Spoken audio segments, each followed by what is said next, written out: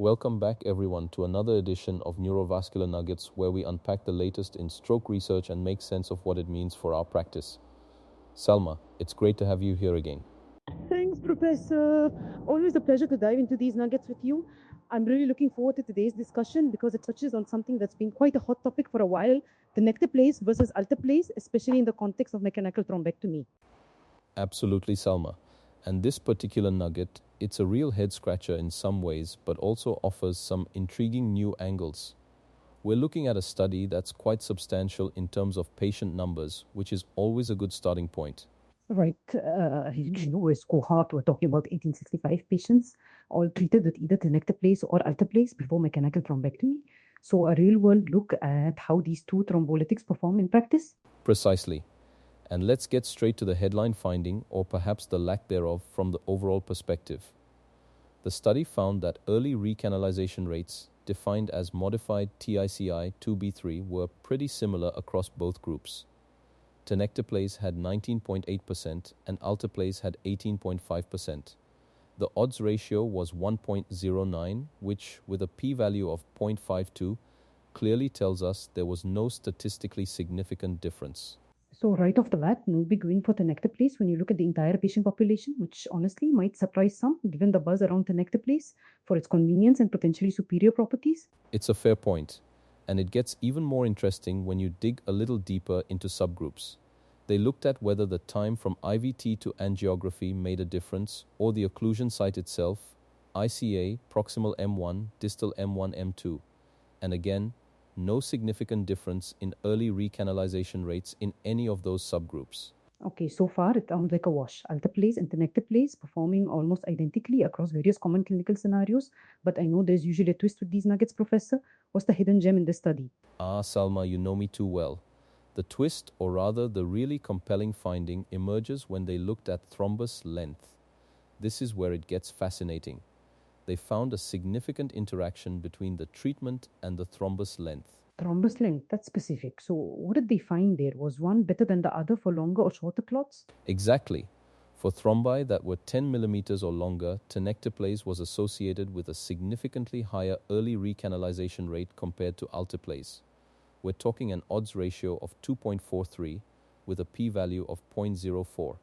That's a statistically significant difference, suggesting a tangible benefit for larger clots. Wow, that's a pretty strong signal. So for those bigger, more challenging clots, Tenecteplase might actually be the superior choice for achieving that early recanalization before the thrombectomy team even gets there.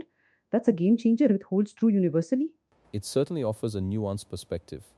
The authors themselves concluded that while overall recanalization rates were similar, Tenecteplase may be more effective for early recanalization of larger thrombi. It's that maybe that keeps us on our toes, but the data point is compelling. Okay, so that's the primary finding. Now, how does this stack up against what we already know? Because as you mentioned, there have been other studies looking at Tenecteplase versus Alteplase. That's where it gets a bit mixed, to be honest. On one hand, the overall early recanalization rates they found, around 20% for both, are pretty consistent with what's been reported in prior studies for both Tenecteplase and Alteplase, especially when IVT to angiography times are longer. So the overall no difference part isn't entirely new or surprising if you look at a broad average. Exactly. But here's the kicker. Some previous studies, like the well-known EXTEND-IA TNK trial, did report higher recanalization rates with Tenecteplase. They found 22% for Tenecteplase versus 10% for Alteplase. This current study, though, didn't replicate that significant difference. Ah, okay, so that's a point of contention. One major study showing a benefit, and this one, which is also quite large, not seeing it. That definitely adds to the complexity of the picture. It absolutely does.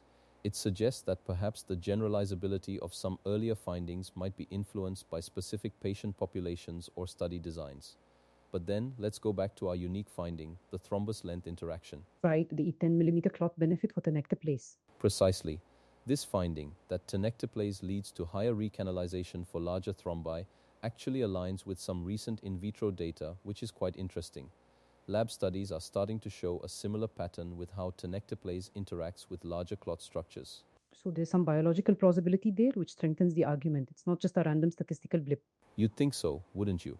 However, and here's another layer of complexity, this particular finding is actually inconsistent with one prior study that used the clot burden score. That study actually suggested that Tenecteplase was more effective for smaller clots. Oh, that's just to throw a wrench in it, isn't it? So we have conflicting data on both ends, overall recanalization rates, and now even on the specific mechanism related to clot size. It feels like we're still trying to put together a puzzle with some missing or contradictory pieces. That's an excellent analogy, Salma. This study, without a doubt, adds to the already conflicting data regarding whether Tenecteplase truly provides superior early recanalization compared to Alteplase before thrombectomy. The interaction with thrombus length, however, is a genuinely novel finding. So this thrombus length finding could be a significant step in refining our approach if it gets confirmed. It's like finding a specific key that works for a particular lock. Exactly. If confirmed in future research, it strongly suggests that Tenecteplase could have particular benefits for larger clots. Imagine being able to stratify our thrombolytic choice based on real-time imaging of clot characteristics. That would be a huge leap. That's personalized medicine right there. Instead of a one size fits all approach, we're tailoring the treatment based on the specifics of the clot. But for now, what does this mean for our current guidelines, Professor? Well, this study, in its totality, largely supports current guidelines that do recommend Tenecteplase over Alteplase. But, and this is crucial, that recommendation is based on the totality of evidence considering ease of administration, single bolus and non-inferiority in other endpoints, rather than definitively demonstrating superior recanalization across the board, especially for smaller or more distal occlusions. So Tenecteplase still holds its ground, but maybe not for the exact reason some initially hoped for, like a blanket superior recanalization rate. It's more about the overall picture, including practical advantages. Precisely. It doesn't definitively shift the paradigm to say Tenecteplase is inherently better for recanalization in every single case. The current study clearly didn't show that for all clot sizes or locations, but it gives us a very strong hint, a promising avenue for further investigation.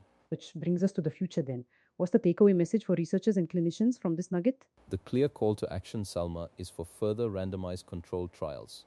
We need more robust head-to-head comparisons, perhaps stratified by thrombus characteristics, to clarify if Tenecteplase should be the first-line choice for all patients, or if there are specific patient profiles where its benefits are truly superior.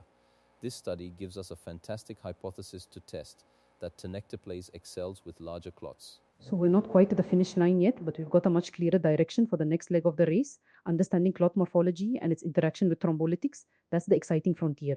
Couldn't have said it better myself. It reinforces the idea that in neurovascular care, specificity and precision are increasingly vital.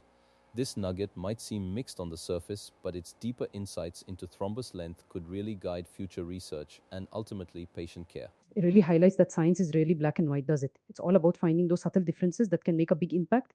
Thanks, Professor, for breaking down this complex topic so clearly. It's definitely given me a lot to think about. My pleasure, Salma. And to all our listeners, thank you for joining us for another Neurovascular Nugget. Keep those questions coming and let's keep learning together. We'll be back soon with more insights from the cutting edge of neurovascular medicine.